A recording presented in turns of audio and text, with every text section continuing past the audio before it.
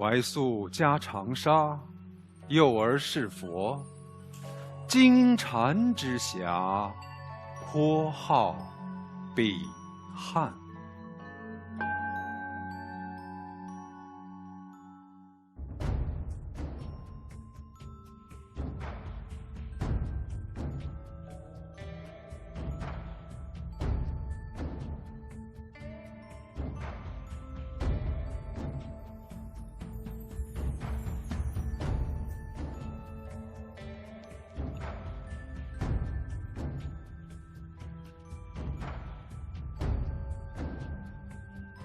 然恨未能圆睹前人之奇迹，所见甚浅。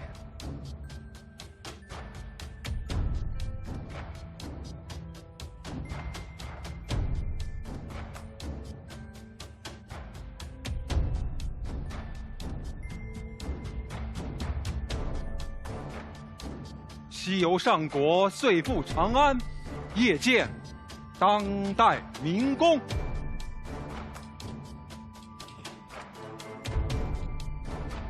一边绝简，往往遇之，豁然心胸。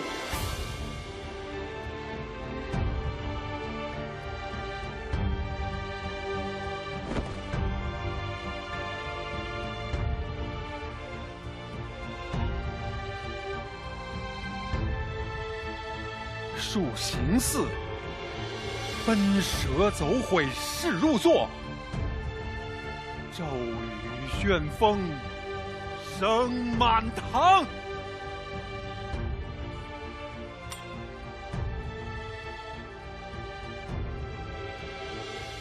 许机阁，志在新奇无定则。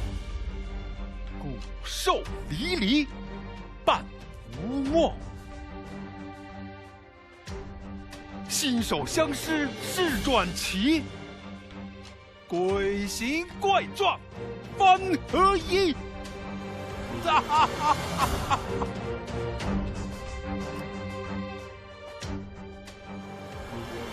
粉壁长廊数十间，信来小破胸中气。忽然绝叫三五声，满壁纵横千万字。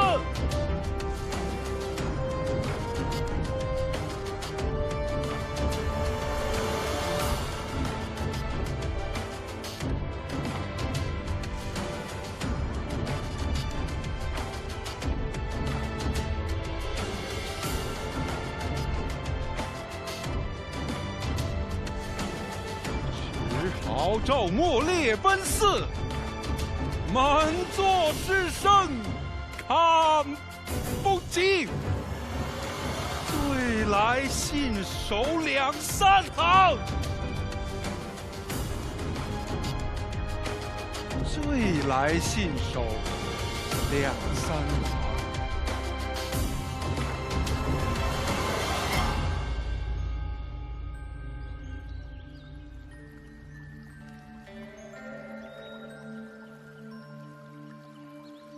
醒后却说，书不得。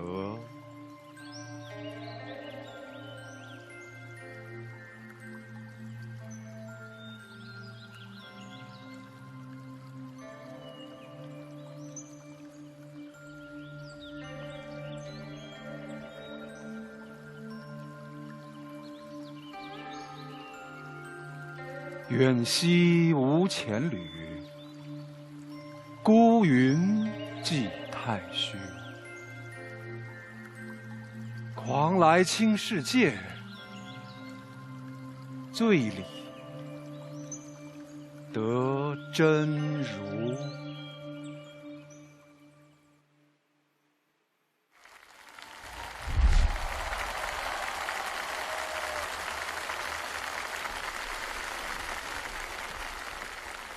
I want to say thank you to the actors for their wonderful performance. They presented a free-spirited dance that brilliantly interprets the captivating charm of Huai Su's autobiography. The original scroll measures 28.3 centimeters in height and 755 centimeters in width. with a total of 698 characters. So, Professor Qiu, what does Huai Su's autobiography actually convey? Some internet users jokingly refer to it as a combination of praise and self-adoration. Is this true? When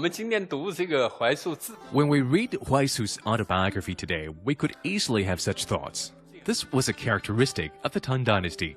Scholars who went to the capital city to further their studies or to take examinations had to pay tribute to highly revered individuals and present their own poems and writings.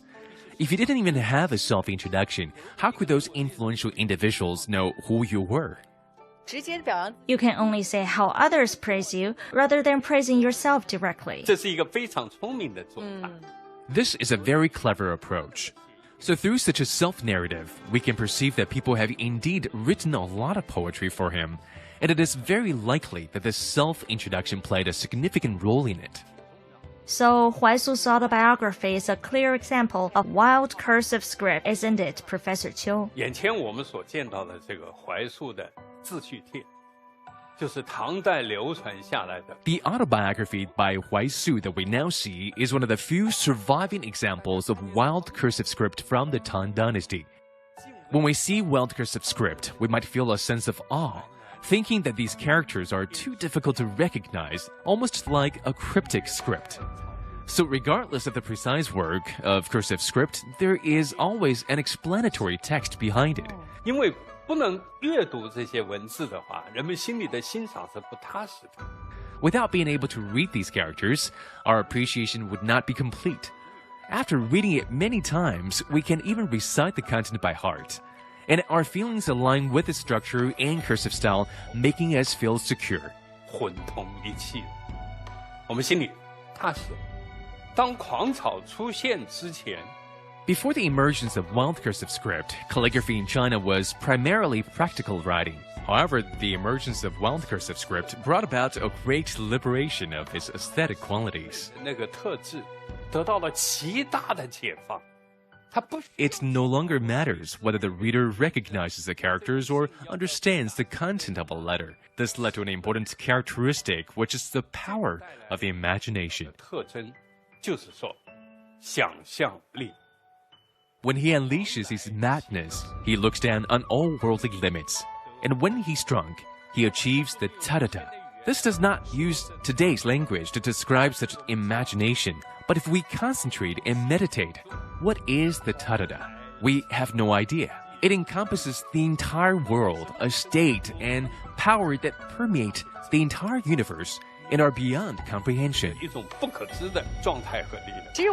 I actually find Huai Su to be quite legendary. Moreover, historical records depict him as being particularly interesting. As he said, drinking to nourish one's temperament, practicing calligraphy to express one's aspirations. He would write calligraphy everywhere, on walls, clothes, and objects. He was truly a remarkable individual. 一定意义上， He was born after Zhang Xu. We know that in a certain sense, the style of wild cursive script was created by Zhang Xu. So, when there is a creator ahead of you, it becomes very difficult to follow. Therefore, Su Dongpo once said, "The knowledgeable create, the capable elaborate. He can only elaborate." From this perspective, Huai Su's elaboration was quite arduous. However, in his later years, he did not continue with the style of wild cursive script. In the end, he turned to a very plain style of writing, like the 1,000-character classic in small grass script. Facing Zhang Xu, the pioneer of wild cursive script,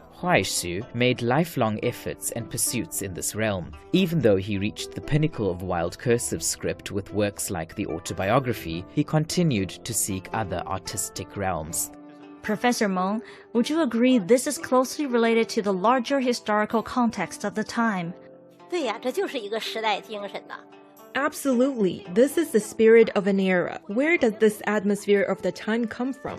I believe it originated from earlier in history. In Chang'an, you could encounter people from all over the world, the best things and the best ideas from all over the world. Therefore, everyone felt that they could ascend the mountain's crest and dwarf all peaks under our feet. Huai Su felt the same way. I believe it's this kind of confident, assertive, and romantic atmosphere of the time that led to this large group of people and the emergence of such calligraphy. So Mr. Yu Guangzhong said Li Bai portrayed half of the flourishing Tang Dynasty with just one word. Then Huai Su, with his bold strokes, captured the other half of the flourishing Tang Dynasty.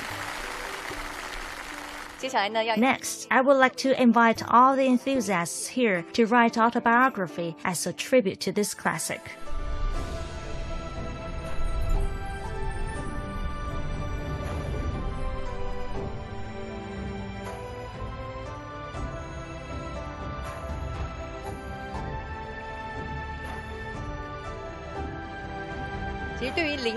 Actually, when it comes to copying cursive script, a question arises. If it's too faithful, it loses freedom. But once you express yourself freely, it deviates from the original. How do we balance this contradiction, and how should we approach this issue?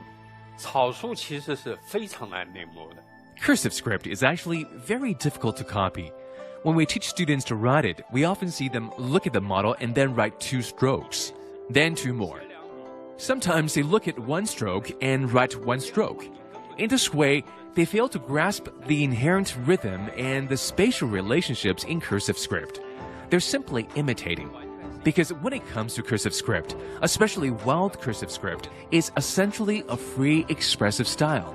The structure of each character doesn't have a fixed routine, which presents great difficulty for copiers. 这样的话就给临写者带来了极大的困难。 怀素当时写的时候，他完全是一种。 When Huai Su was writing, he was completely spontaneous and inspired. If you write spontaneously as well, it would not be the same. If you completely follow the structure he created and then write, it would no longer be spontaneous, but rather an imitation, even a mechanical imitation. This sets a high demand on the writer. 这就对临摹者提出了很高的要求。 Let's now take a moment to admire the pieces of calligraphy created by the enthusiasts.